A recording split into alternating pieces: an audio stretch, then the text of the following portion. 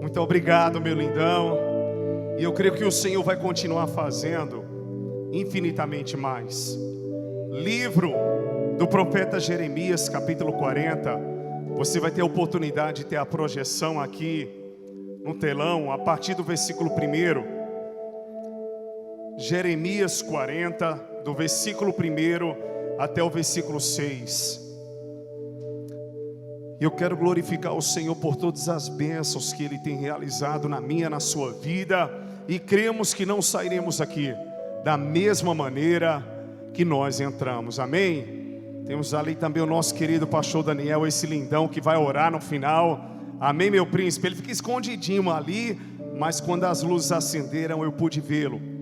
Jeremias capítulo 40. E eu quero falar nesta noite sobre escolhas. A palavra do Senhor nos diz, independente da versão, o sentido é o mesmo. Jeremias 40, a partir do versículo 1.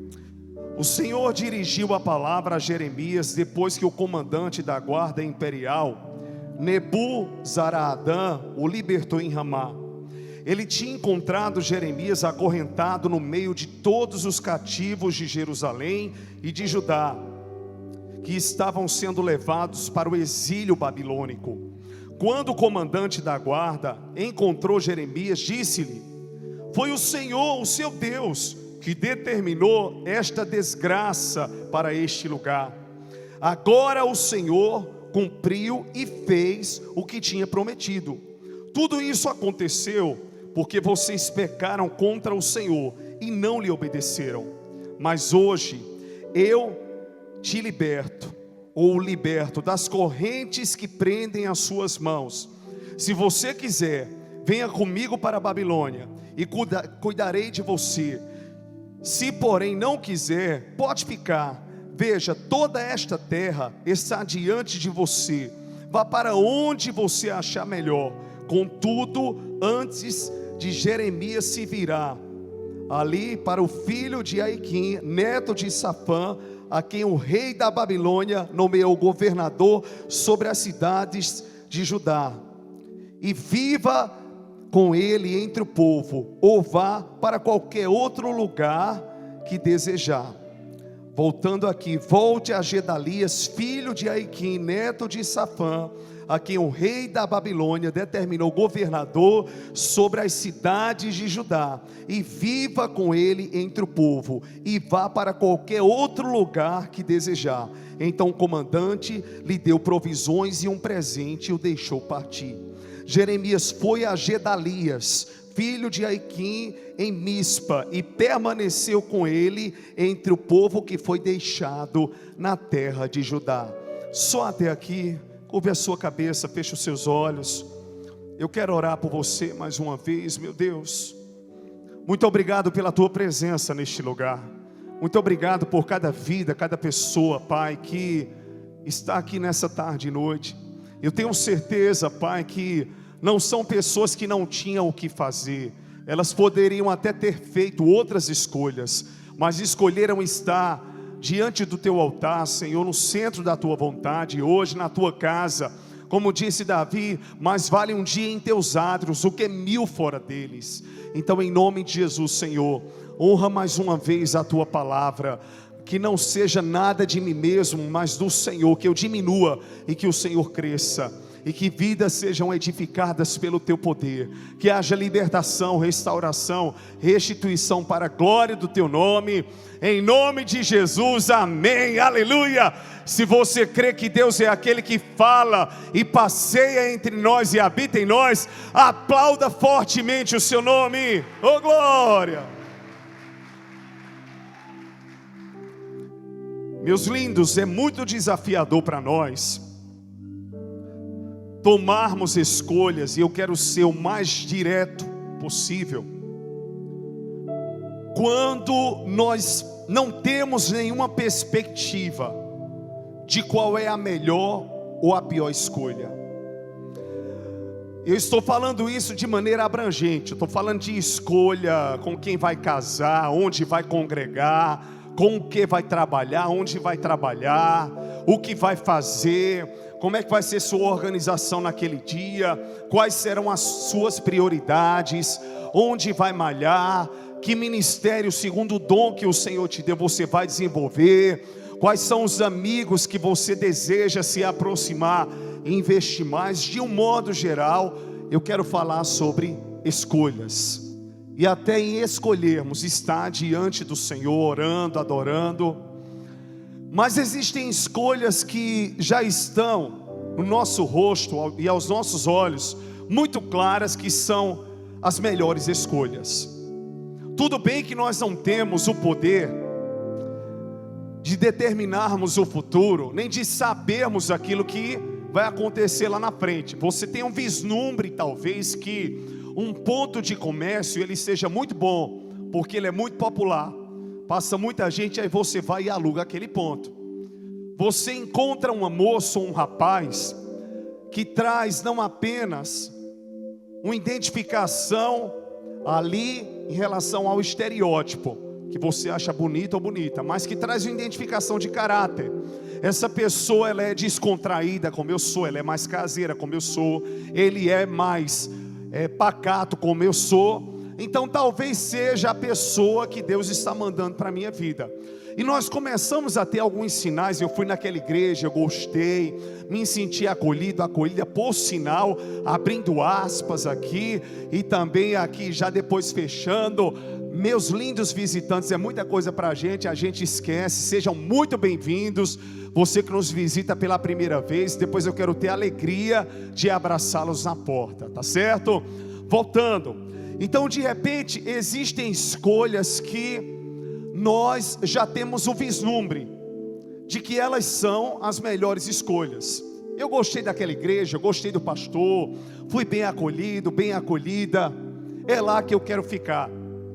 Só que muitas vezes, aquele romance no nosso coração do começo, ele começa a se quebrar um pouco, quando você começa a perceber que por mais que você decida estar aqui, estar ali, ou essa opção ou aquela opção, você vai ter momentos bons e ruins. Você vai ter dias difíceis e dias maravilhosos. Você vai ter boas vendas e você vai ter uma feira ou uma venda ruim. Isso não quer dizer que sua mercadoria seja ruim, que você fez a escolha errada. Isso quer dizer que como seres humanos nós estamos sujeitos, está optando por uma vida mais saudável na alimentação e no exercício. Isso também não quer dizer que você não vai adoecer, mas você está buscando estar mais saudável e aumentar a sua imunidade. Está na igreja não quer dizer que você não vai ter problema. Jesus ele disse: no mundo tereis aflições, mas tem de bom ânimo, porque eu venci o mundo. Mas a cada palavra que você recebe, a cada ministração de louvor da palavra, você recebe aquela injeção de ânimo, dada pelo próprio Deus, para continuar prosseguindo e avançando, na certeza de que aquilo que você não pode fazer, o Senhor vai fazer por você. Porque a fé, ela nos faz esperar, para que venhamos a viver o sobrenatural. Aquilo que aos nossos olhos é impossível, é possível para Deus.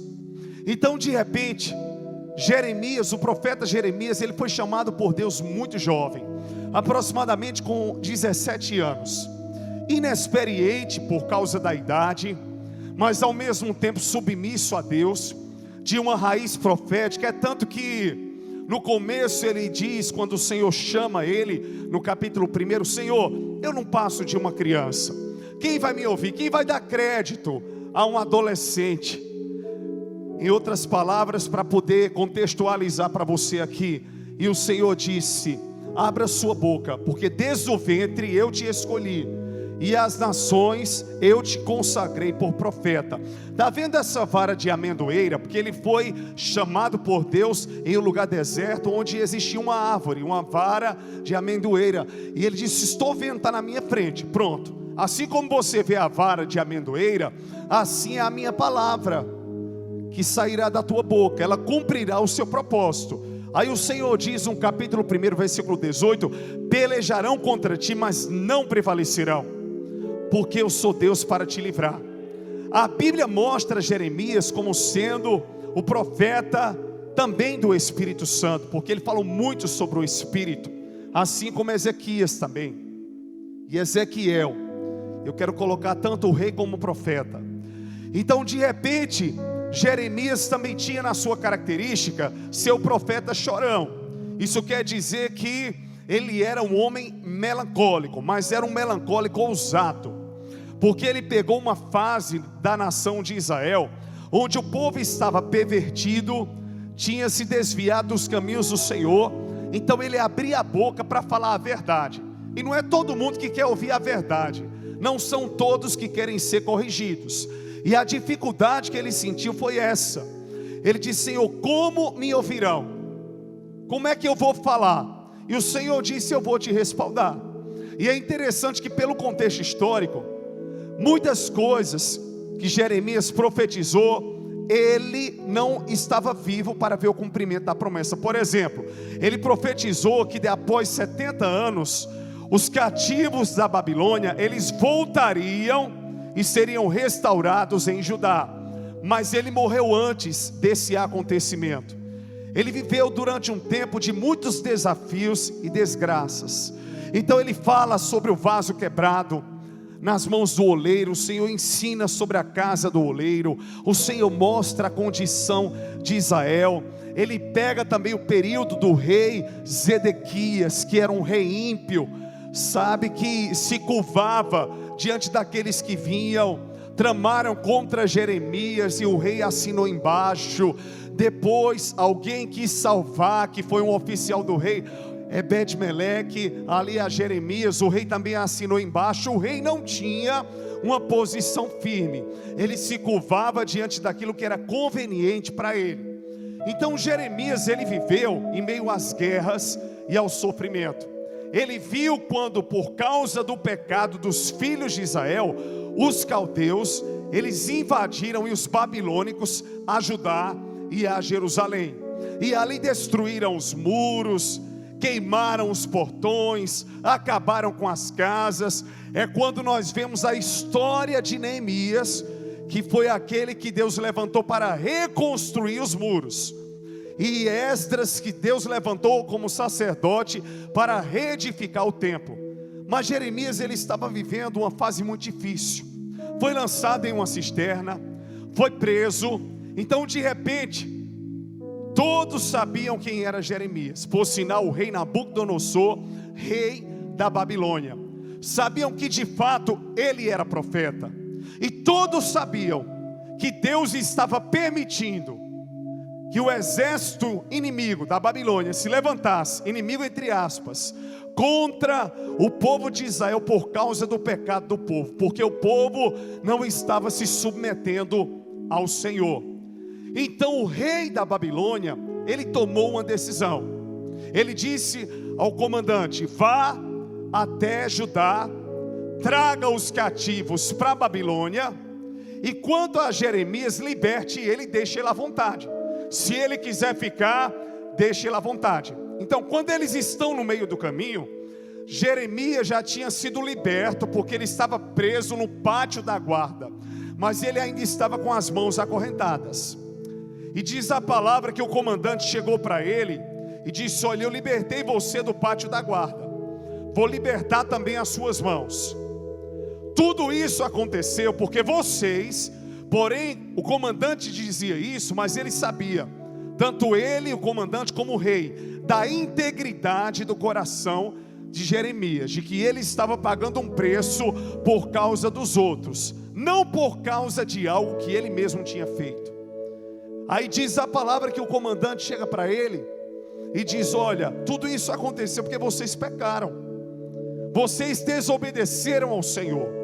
Por isso que Deus permitiu que nós, babilônicos, nos levantássemos contra vocês. Mas quanto a você, Jeremias, eu estou tirando hoje as correntes das suas mãos, e você tem duas decisões a serem tomadas. Se você quiser, você vem comigo para a Babilônia, e eu vou cuidar de você. Mas se você quiser ficar em Judá, Gedalias, que é babilônico, foi colocado pelo rei Nabucodonosor como governador do território de Judá que nós possuímos. Você pode voltar e ficar com ele em Mispa, e ele vai cuidar de você. Então diz a palavra que esse foi o conselho do comandante. E Jeremias decidiu voltar para Judá. Mas é interessante que ele não ia encontrar uma cidade bonita. Ele ia encontrar um remanescente. O que é remanescente? São sobreviventes. São pessoas que não deturparam a fé, foram fiéis ao Senhor. Se de repente eu digo, olha, um monte de gente partiu, mas ficou um remanescente. Ou seja, ficou um grupo no Brasil que é fiel ao Brasil. Então o que quer dizer remanescente? São aqueles que remanesceram, aqueles que ficaram pela fidelidade ao Senhor, mesmo em meio ao caos e à destruição. E até outros fiéis foram para a Babilônia também, misturou um pouco.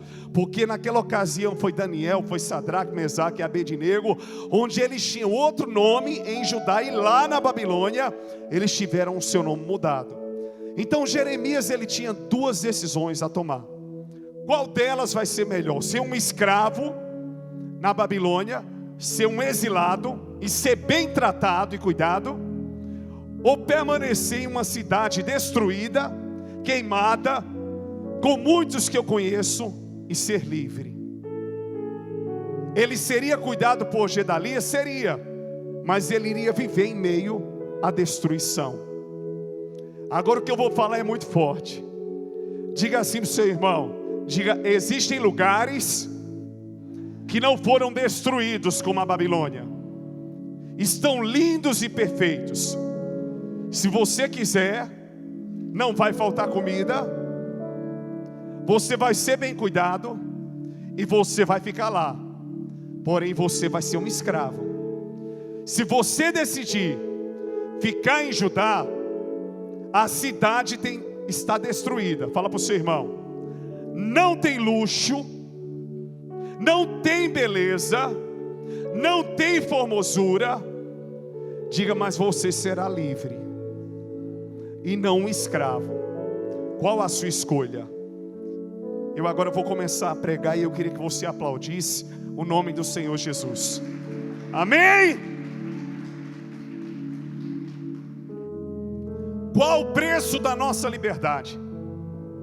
É melhor estar no lugar sendo escravo e tendo regalias, ou é melhor estar no meio da destruição e ser livre?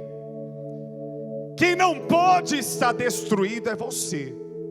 Mas ainda que as coisas à sua volta estejam destruídas, diga assim: eu não estou destruído. É o que a palavra diz. Perseguidos, Paulo diz, mas não desanimados. Açoitados, mas não destruídos. Quantos creem que fazem parte de um povo que, ainda que estejamos no meio de um caos, no meio da adversidade, Deus vai manter o nosso coração íntegro, Deus vai manter o nosso coração indestrutível diante das suas promessas? Quantos fazem parte desse povo? Diga aleluia! Então o que define quem eu sou e o que eu tenho não são as circunstâncias à minha volta, embora como ser humano elas mexam comigo. Porque não é fácil você ver pessoas que você ama sofrendo. Só que Gedalias e os babilônicos, eles levaram os cativos. Mas Gedalias não queria destruir a Judá, ele queria cuidar de Judá. Deus permitiu tudo isso só para ensinar o povo que com o Senhor não se brinca. Vieram alguns israelitas até Gedalias, querendo ir para a Babilônia, e ele disse: olhe, não tenham medo. Está no texto abaixo, que nós não chegamos a ler, você vai ler em casa. Não tenham medo de ficarem debaixo das ordens dos babilônicos que somos nós. Nós não iremos maltratar vocês. Vocês podem plantar uva e colher uva. Vocês podem plantar e ali colher a azeitona e fazer o azeite. Vocês podem cultivar. Fiquem à vontade. Eu estarei aqui cuidando de vocês. Estarei aqui no governo. A Babilônia governa agora Judá. Mas isso não quer dizer que vocês estarão sofrendo. Vocês podem ficar à vontade. Gedalias, ele tinha um coração bom. Até que Joana, uma mulher de grande influência, ela chegou e ela disse: Gedalias, tome cuidado, porque Ismael, que é um israelita ruim, ele vai matar você. Só que Gedalias, que era o governador naquela hora, determinado pelo rei Nabucodonosor de Judá, no qual Jeremias estava com ele não acreditou em Joana. Ele disse: não, você está criando isso, Ismael não vai me matar. Ela foi a pessoa que avisou, mas ele não acreditou. Só que de repente vem Ismael até ele com 10 homens, marcam um jantar, e diz a palavra que naquele jantar, Ismael, ele mata a Gedalias, além de outros que foram mortos em Judá. Ou seja, a escolha de Jeremias em ficar em Judá foi muito desafiadora, porque a guerra não cessou. Os hebreus foram levados, porém, aqueles que ficaram, muitos ainda foram mortos. E quando você vê que tomou uma decisão e a guerra continua, a primeira coisa que você pensa: meu Deus, eu tomei a decisão errada. Não era para ter pego essa mercadoria, porque ela não está saindo. Não era para ter me casado com essa pessoa, porque eu não estou feliz com ela. Não era para ter tomado essa decisão, porque não está sendo o melhor para mim. E de repente você se questiona se a escolha que você fez foi a melhor, porque você pensa que uma luta e uma batalha vai terminar, mas ela piora. Meu Deus, o que é isso?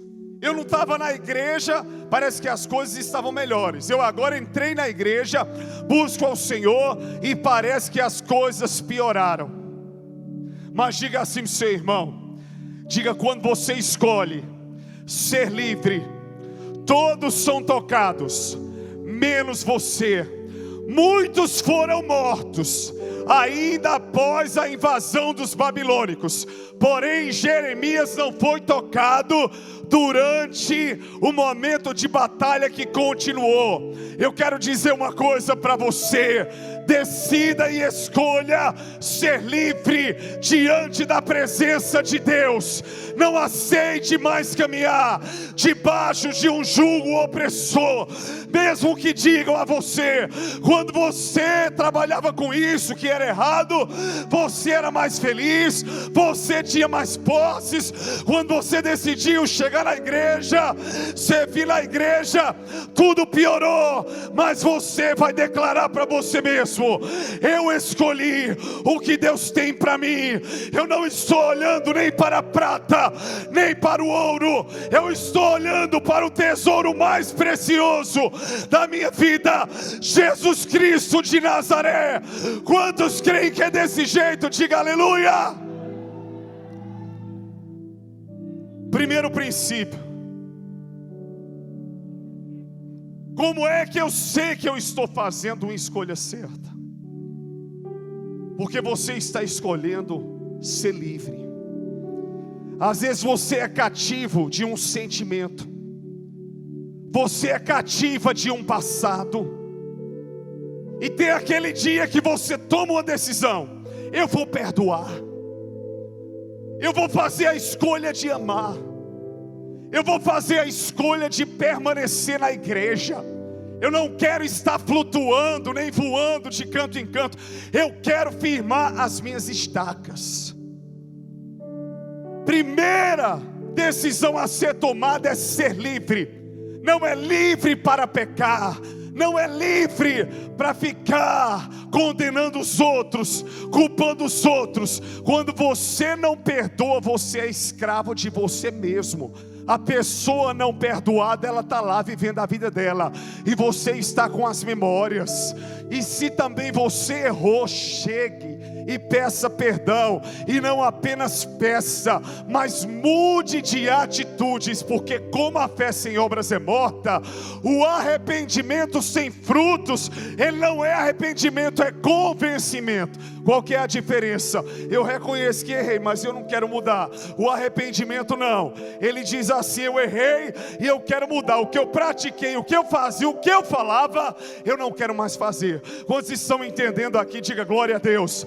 Dá uma saculejada no seu irmão e diga: seja livre. Satanás sempre vai tentar te lembrar a desgraça do que aconteceu e do que está acontecendo. Está vendo? Ele vai apontar para a sua cara e dizer: está errado, tomou a decisão errada, fez a escolha errada. A luta continua. Mas eu quero dizer para você: a luta está do lado de fora, mas não está dentro de você. Do lado de fora, bocas podem ter se calado, mas a voz profética que está dentro de você não se calou.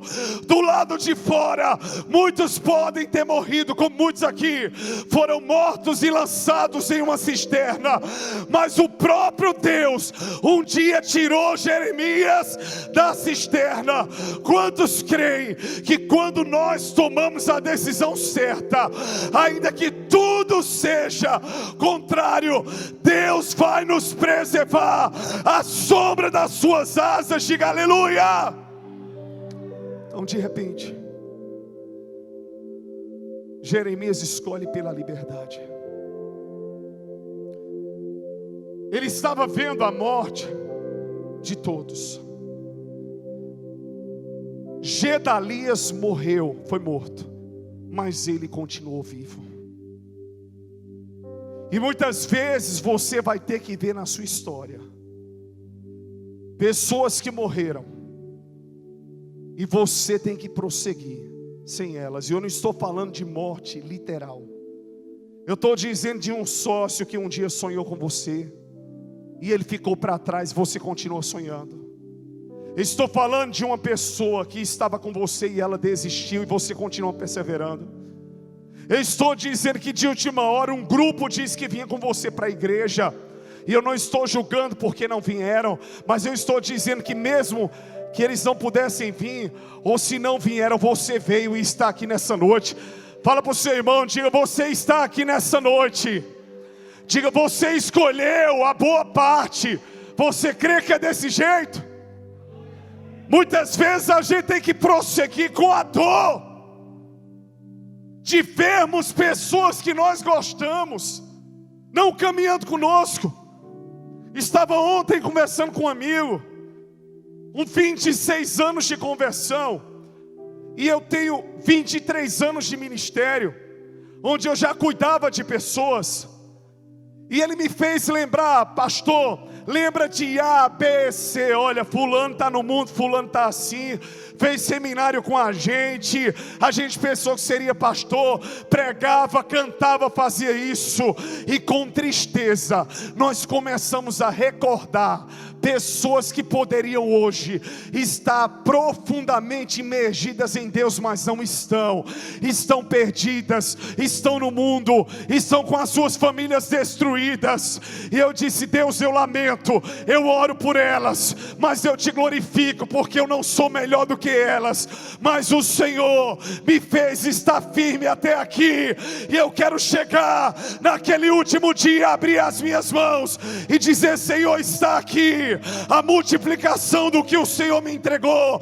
Eu quero, Senhor, no meu último suspiro, dizer o que Paulo disse: combati o bom combate, guardei a fé e terminei a minha carreira.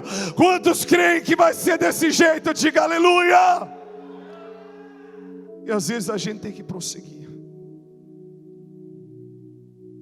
Às vezes alguém foi instrumento de Deus para você vir para a igreja, e de repente hoje você está firme nos pés do Senhor, e aquela pessoa não está.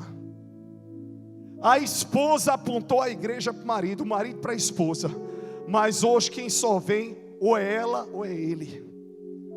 E de repente você diz: meu Deus, como eu queria que fulano de tal estivesse aqui para ouvir essa palavra.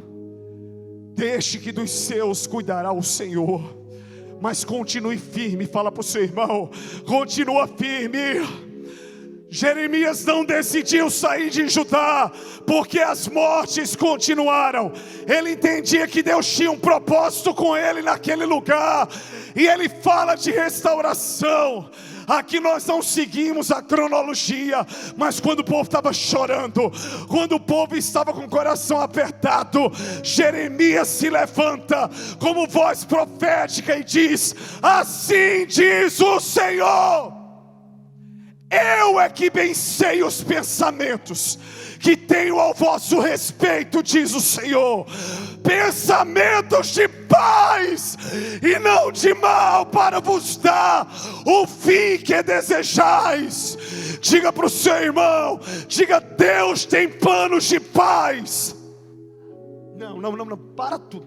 Você está assim, Deus tem planos de paz.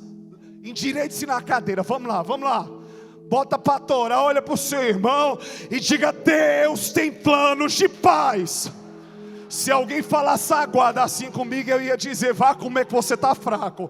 Fala para o seu irmão, diga: Deus tem planos de paz. Às vezes filho é bem, né, com o pai e com a mãe. Aí de repente, eu gosto quando minhas filhas chegam: painho.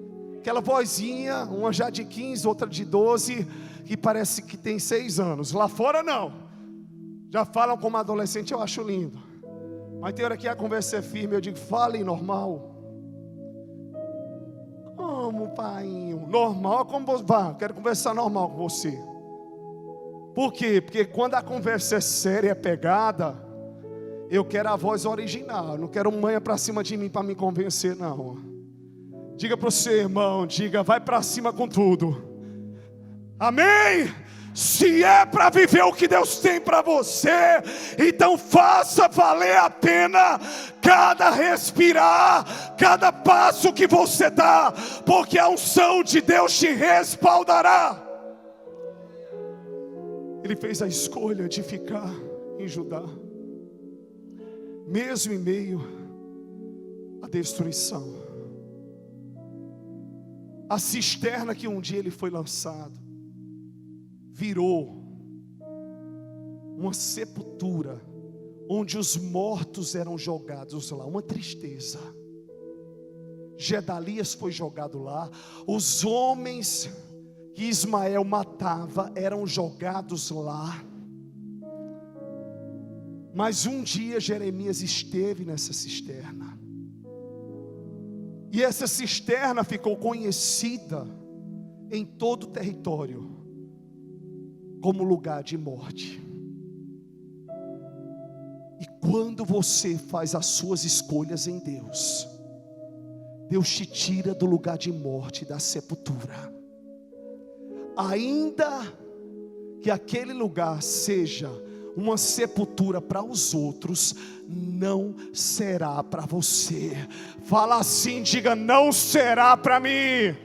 Diga: eu não morrerei antes de viver o que Deus tem para mim. Diga com fé: eu não morrerei antes de viver o que Deus tem para mim. Tem uma canção que diz assim: não morrerei enquanto a promessa não se cumprir. Quem tem promessa de Deus não morre não, não desiste não, pois tem a fé de Abraão. Não morrerei enquanto a promessa não se cumprir. Quem tem promessa de Deus não morre não, não desiste não, pois tem a fé de Abraão. Quantos aqui tem essa fé? Diga aleluia. Nós cremos que o nosso Deus é fiel para cumprir com as suas promessas. E o último princípio que eu quero deixar para você é: quando você escolhe ser livre, aquilo que seria a tua sepultura passa a ser o lugar da tua libertação. aquilo que seria a tua destruição passa a ser o teu testemunho. Hoje você só está aqui, só chegou até aqui, só pensa como você pensa, só é o que você é. Exatamente. Início de louvor, já pode subir. Porque aquilo que poderia ser minha morte, mas Jesus mudou minha sorte. Estou aqui, mesmo sem um fundo musical. Aquilo que parecia impossível, aquilo que parecia não ter saída,